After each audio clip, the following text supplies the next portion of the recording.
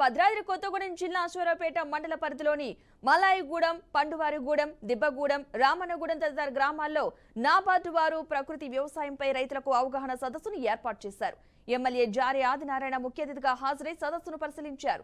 14 రకాల జీవ రసాయనాలను ప్రదర్శించి వాటి ప్రాముఖ్యతను నాబార్డు ప్రతినిధులు రైతులకు వివరించారు. అలాగే అక్కడ నెలకొల్పబడే జీవ వనరుల కేంద్రం అభివృద్ధికి సహకరించాలని ఎమ్మెల్యేను కోరారు.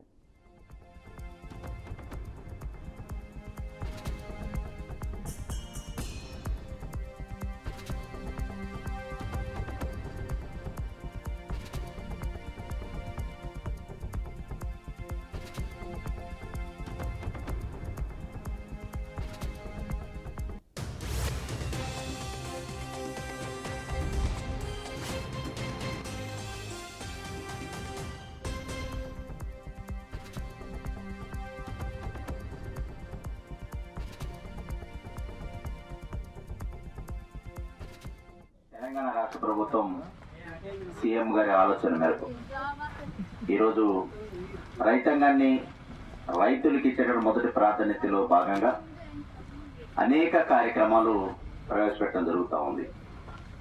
దానిలో భాగంగా నేడు జరుగుతున్నటువంటి కాలానుగుణంగా మనం తినే ఆహార పదార్థాలని మెరుగైన రీతిలో ఉండే విధంగా తయారు చేసే ప్రక్రియలో భాగంగా ఈరోజు ప్రపంచం మళ్లించే అవకాశం జరుగుతూ ఉంది.